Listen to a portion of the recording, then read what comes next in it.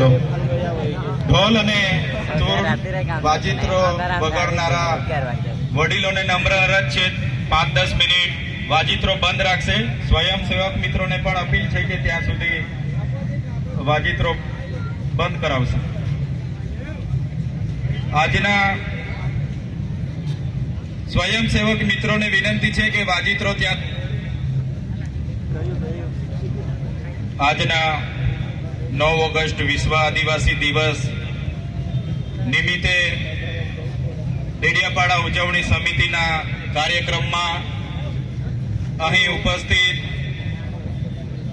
તમામ વડીલો, માતા બહેનો, યુવાનો, ભૂલકાઓ, તમામ જે પણ ક્રાંતિકારી અહીં ઉપસ્થિત થયા છે સૌને મારા સેવા જોહાર છે. ગુલગુલાલ જિંદાબાદ છે.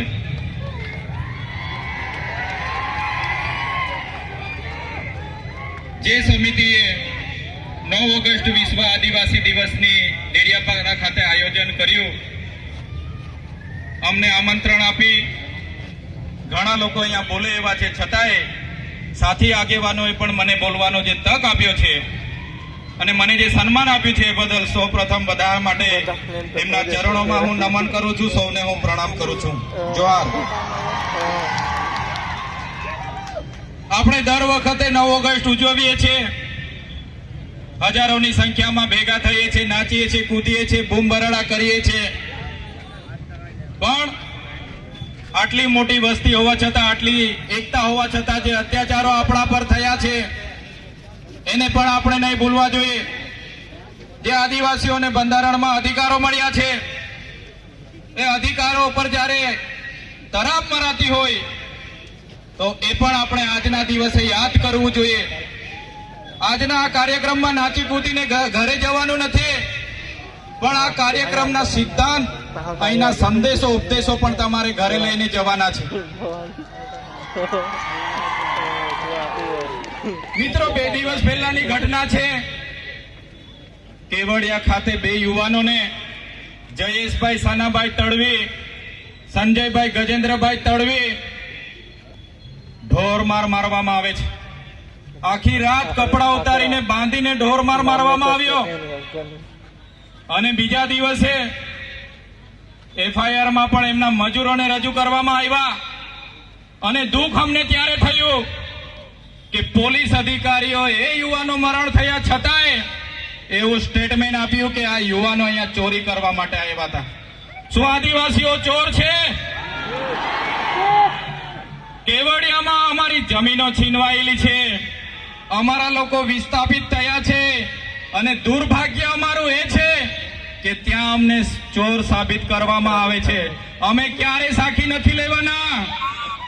જે લોકોએ અમને ચોર કીધા છે, આવનાર દિવસમાં એનો જવાબ પણ એ લોકોએ આપવો પડશે, એનો ખુલાસો પણ એ લોકોએ કરવો પડશે. 13 તારીખે 5 દિવસનું બેસણું કેવડિયા ખાતે એ લોકોનું રાખ્યું છે એમના પરિવારોએ.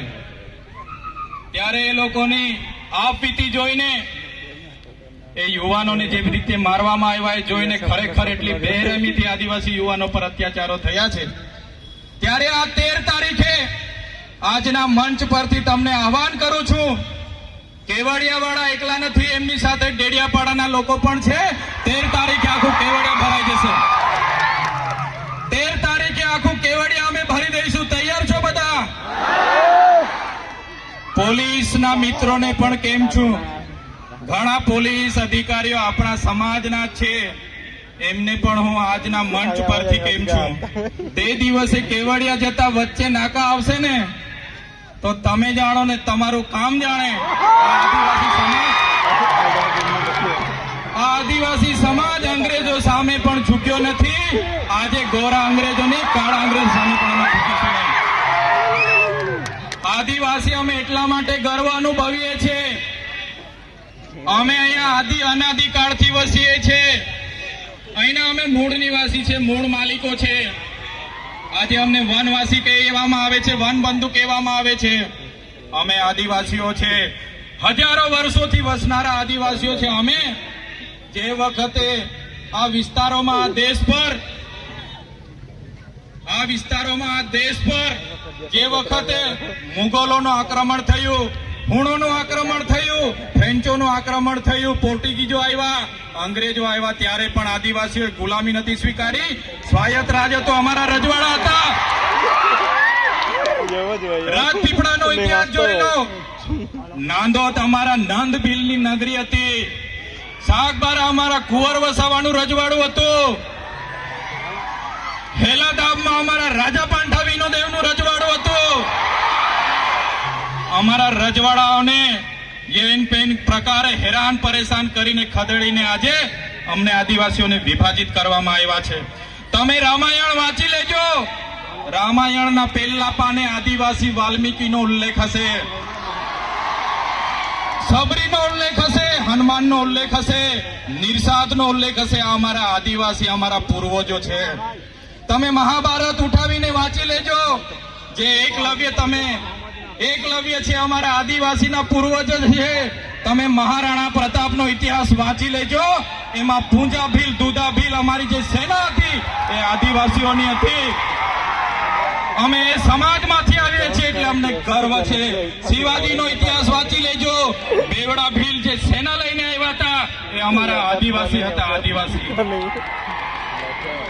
અંગ્રેજો સામે સૌપ્રથમ કોઈ લડ્યા હોય 35 વર્ષ સુધી ટાટિયા ભીલ લડ્યા હતા, ખાજિયા નાયક લડ્યા હતા, તિલકા માઝી લડ્યા હતા, બિરસા મુંડા લડ્યા હતા. એ સમાજમાંથી અમે આવીએ છીએ.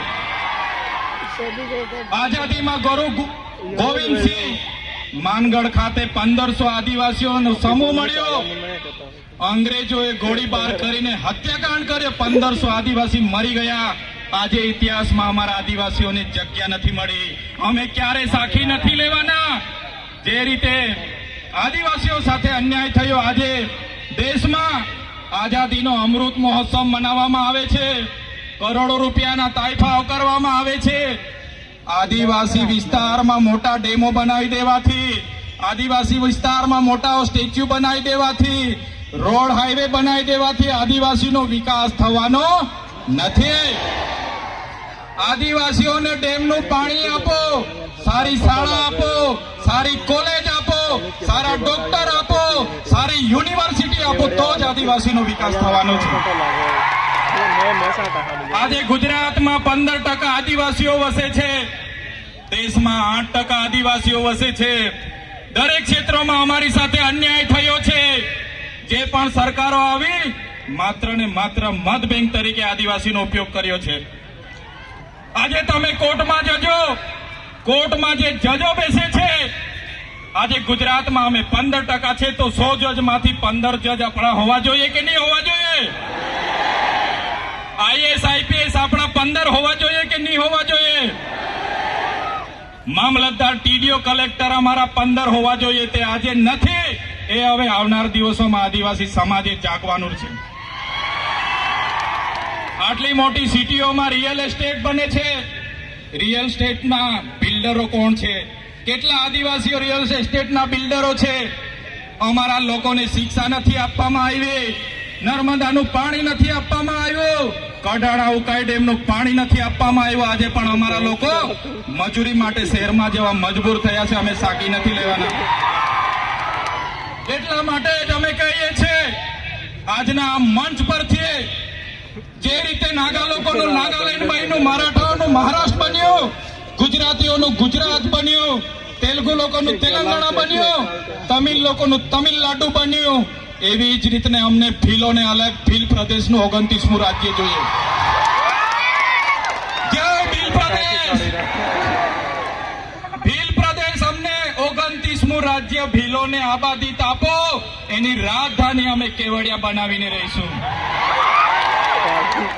અમારી પાસે પાણી છે, વીજળી છે, કાકરાપાર, નર્મદા.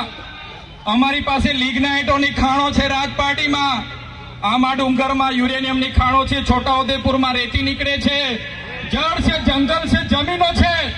અલગ રાજ્ય અમને આપી દો, અમે અમારા આદિવાસીઓનો વિકાસ કરી લઈશું. જે અમારો ભીલ પ્રદેશ હતો, દેશ આઝાદ થયા પછી આદિવાસીઓને વિભાજિત કરી દેવામાં આવ્યા છે. 13 જિલ્લાઓને મધ્યપ્રદેશ, 12 જિલ્લાઓને રાજસ્થાનમાં, 14 જિલ્લાઓને ગુજરાતમાં અંબાજીથી ઉમરગામ સુધી, 10 જિલ્લાઓ નંદુરબાર, નાસિક, પાલઘર સુધીના મહારાષ્ટ્રમાં લઈ જવામાં આવ્યા છે. આજે પણ અમારો મહારાષ્ટ્ર, મધ્યપ્રદેશ અને રાજસ્થાન સાથે અમારી સંસ્કૃતિ સાથે છે, પરંપરા હરકી છે, રીત ભાષા હરકી છે. આજે પણ અમારો રોટી બેટીનો વ્યવહાર છે. આજે પણ અમે એમની સાથે સાથે રહીએ છીએ. આજે અમને ભીલ પ્રદેશની માંગ કરીએ છીએ. આજે તમે જોઈ લો, આ ભીલ પ્રદેશનું વિભાજન કરવામાં આવ્યું. આજે મધ્યપ્રદેશની કુલ વસ્તીના 21% મધ્યપ્રદેશમાં આદિવાસી વિસ્તારમાં છે, રાજસ્થાનમાં 13% છે, ગુજરાતમાં અંબાજીથી ઉમરગામ સુધી 15% આદિવાસીઓ છે, મહારાષ્ટ્રમાં 9.48% આદિવાસીઓ. ટોટલ 3.5 કરોડની વસ્તી થાય છે. અમને અલગ ભીલ પ્રદેશ આપો, અમે અલગ અમારા લોકોનો વિકાસ કરીશું. બંધારણમાં જોગવાઈ છે, આર્ટિકલ 3 તમે વાંચી લેજો. જે રીતના મહારાષ્ટ્રમાંથી ગુજરાત રાજ્ય બન્યું, આજે દેશ અને ગુજરાતનો વિકાસ થયો, પણ આદિવાસીઓનો વિકાસ નથી થયો. એટલા માટે અમે કહીએ છીએ કે અમેરિકામાં આપણા જેટલી વસ્તી નથી, છતાં પણ 50 રાજ્યો છે, જ્યારે ભારતમાં 28 જ રાજ્ય છે. તો 29મું રાજ્ય બનવું જોઈએ કે નહીં બનવું જોઈએ? બનવું જોઈએ. એની રાજધાની કેવડિયા હશે.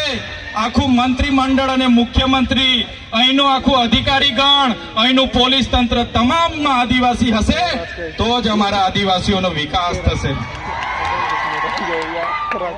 એટલા માટે જેટલા પણ અન્યાય અત્યાચાર થયા છે, ડેડિયાપાડાવાળાને એવું લાગશે, ઝઘડિયાવાળા, શાકબારાવાળાને લાગશે, કેવડિયાવાળાને મારી નાખે, આપણે શું? પણ નહીં. આજે કેવડિયાવાળાનો વારો છે, કાલે માલસામોટવાળા પણ તૈયાર રહેજો માર ખાવા માટે. એના પછી દેવ મોગરાવાળા તૈયાર રહેજો. બધાનો વારા પરથી વારો આવવાનો છે. એકલ દોકલ બધાનું કામ લેશે આ લોકો. એટલા માટે કેમ છું, કેવડિયા એકલું નથી. આપણે બધાએ 13 તારીખે કેવડિયા જઈને આપણી એકતા બતાવવાની છે. એમાં કોઈએ પાછી પાની કરવાની નથી. વિકાસની વાતો થાય છે અને આદિવાસીઓ સાથે અન્યાય થયા છે, ત્યારે અમે ક્યારે સાખી નથી લેવાના.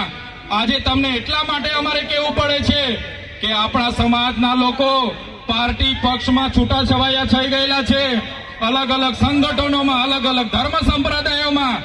પણ કોઈ બી પાર્ટીમાં હોય, સમાજની વાત આવે ત્યારે આપણા બધા લોકોએ ભેગા થવું જોઈએ. આજે ભેગા નથી થતા, એ બડી દુઃખની વાત છે. દુઃખની વાત છે, આપણે ભેગા નથી થતા. અમે આ જાહેર મંચ પરથી કહીએ છીએ, જે દિવસે આદિવાસીઓના અવાજ બનતા અમારી પાર્ટી અમને રોકશે, એ દિવસે સૌથી પહેલા પાર્ટીના પાટિયા ઉતારીને અમે મૂકી દઈશું. અમારો સમાજ પહેલા, પછી પાર્ટીનો અમે વિચારીશું. આવનાર દિવસોમાં જ્યાં પણ આદિવાસી સાથે અન્યાય થશે, એ મહારાષ્ટ્ર હશે કે મધ્યપ્રદેશ હશે, આ આદિવાસી સમાજ માટે અમે લડી લઈશું. અને અમે એ જ ઉપદેશ આપને આપીએ છીએ.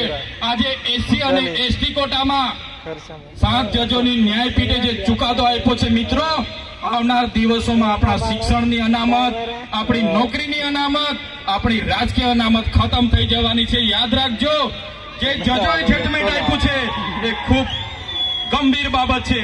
મિત્રો, તમે જાણ્યું હશે, આ વિસ્તારોમાં નકલી કચેરીઓ પકડાય, નકલી અધિકારીઓ પકડાય, નકલી ઘી પકડાય, નકલી ટોલ નાકા પકડાય. પણ હું તો તમને કેમ છું કે નકલી આદિવાસી ધારાસભ્ય પણ આ ગુજરાતમાં છે. આપણા એસટી સર્ટિફિકેટ બનીને ધારાસભ્ય બનેલા છે. નકલી આદિવાસી ધારાસભ્ય પણ ખોટા સર્ટીના આધારે આજે બન્યા છે. ત્યારે આપણે બધાએ લડવું પડશે. એટલા માટે જ વધારે સમય નથી લેતા. અહીંયા આવીને નાચી કૂદીને છૂટા પડવાની વાત છોડો. આપણા બાળકોને ભણાવો, આપણા લોકોને સિંચાઈનું પાણી મળે, સારી સુવિધા મળે, એ માટે લડો. આદિવાસીએ કોઈ પાસે શિક્ષા નથી છીનવી, આદિવાસીઓએ આજ દિન સુધી કોઈની નોકરી નથી છીનવી, આદિવાસીઓએ આજ દિન સુધી કોઈની જમીનો નથી છીનવી. તો આપણું છીનવાય છે ત્યારે તમે કેમ ચૂપ બેસો છો? આદિવાસીઓનું છીનવાય ત્યારે આખો સમાજ ચૂપ બેસે છે, ત્યારે દુઃખ થાય છે. એટલા માટે કોઈ પણ પક્ષ પાર્ટીમાં જે પણ નેતાઓ હોય, વડીલો હોય, યુવાનો હોય, બધા જ લોકોને આજે હું આહ્વાન કરું છું, પક્ષ પાર્ટી ચૂંટણી આવશે ત્યારે આપણે દેખાઈ જશે પણ જ્યારે સમાજની વાત આવશે, જ્યારે કેવડિયાની વાત આવશે, બધાએ નીકળી પડવું પડશે, તો જ આ લોકોને આપણી એકતા બતાવી શકીશું. એટલે સમય ઘણો થયો છે, વધારે વિશેષ નથી કહેતા, પણ અમે વિધાનસભામાં તમે બધાએ મોકલેલા છે. વિધાનસભામાં જઈને અમે બધું જોયું, જાણ્યું, અને આપણા સમાજ સાથે જ્યારે પણ કંઈ થાય છે, મા બહેનો રાતે ફોન કરે, સવારે ફોન કરે અને કહે છે કે અમારી સાથે આપવીતી થઈ છે, ત્યારે મને દુઃખ થાય છે કે આટલી બધી યુવા શક્તિ છે. આદિવાસી યુવાનો રાતે 11 વાગ્યાથી નાચશે, 5 વાગ્યા સુધી આદિવાસી યુવાન થાકશે નહીં. આદિવાસી યુવાન અહીંથી પગપાળા લઈને નીકળશે, 15 દિવસ પાવાગઢ ને ભાગવલ જશે, આદિવાસી યુવાન થાકવાનો નથી. પણ આદિવાસી યુવાનને હું વિનંતી કરું છું, તમારી જે શક્તિ છે, તમારો પાવર છે, એ નાચવા કૂદવામાં, પગપાળા જવામાં કે લડાઈ ઝઘડા અંદર કરવામાં નહીં વેફળશો. તમારી શક્તિનો ઉપયોગ આવનારા દિવસોમાં સમાજને ન્યાય આપવા માટે કરો. હું તમને વચન આપું છું, અમે આગેવાની લેવા માટે તૈયાર છે. અમને તમારો સાથ જોઈએ છે, તમારો સહકાર જોઈએ છે, સાથ જોઈએ છે. જે રીતના આપણા પૂર્વજોએ અંગ્રેજો સામે નમતું નથી ઝૂક્યું, એ આદિવાસી સમાજમાંથી અમે આવીએ છીએ. ટાટિયા મામા, બિરસા મુંડા, રાજા પાંઠાનું ખૂન અમારા શરીરમાં છે. અમે ક્યારે કોઈના બાપથી ડરવાના નથી. એટલા માટે આજે અમે કહીએ છીએ કે આદિવાસીનો ઇતિહાસ એ સિંધુ ઘાટીની સંસ્કૃતિ 10,000 વર્ષો પહેલા, 7-8 હજાર વર્ષો પહેલા જે સંસ્કૃતિ હતી, એ આદિવાસી સંસ્કૃતિની સભ્યતા છે. વિશ્વની સૌથી જૂની સંસ્કૃતિ આદિવાસીઓની છે. આજે અમેરિકા, આફ્રિકા, બ્રાઝિલ, ઇન્ડોનેશિયા તમામ દેશોમાં આજે આદિવાસીઓ ધામધૂમથી 9 ઓગસ્ટ વિશ્વ આદિવાસી દિવસ ઉજવે છે.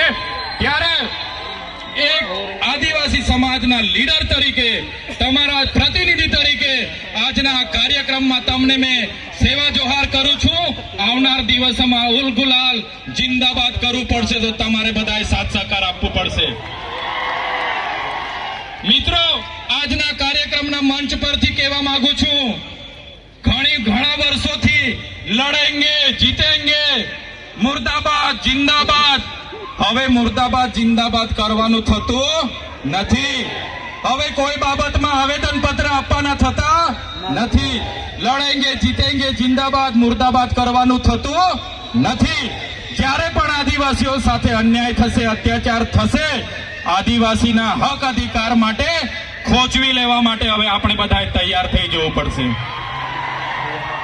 ત્યારે આજના કાર્યક્રમમાં મને આમંત્રણ આપ્યું, મારું સન્માન કર્યું, મને બોલવા માટે ઘણા હજારો યુવાનો બોલી શકે એવા છે, છતાં મને તક આપી એ બદલ મેં તમારો ખૂબ ખૂબ આભાર માનું છું. અહીંયા ઉપસ્થિત આદિવાસી સમાજના તમામ સરપંચો, તમામ તાલુકા સભ્ય, જિલ્લા સભ્ય, પક્ષ પાર્ટીના જેટલા પણ આગેવાનો અહીંયા પધારેલા હોય, એ ભાજપના હોય, કોંગ્રેસના હોય, આપના હોય કે બાપના હોય કે બીડીપીના હોય, બધાને મારા જોહાર.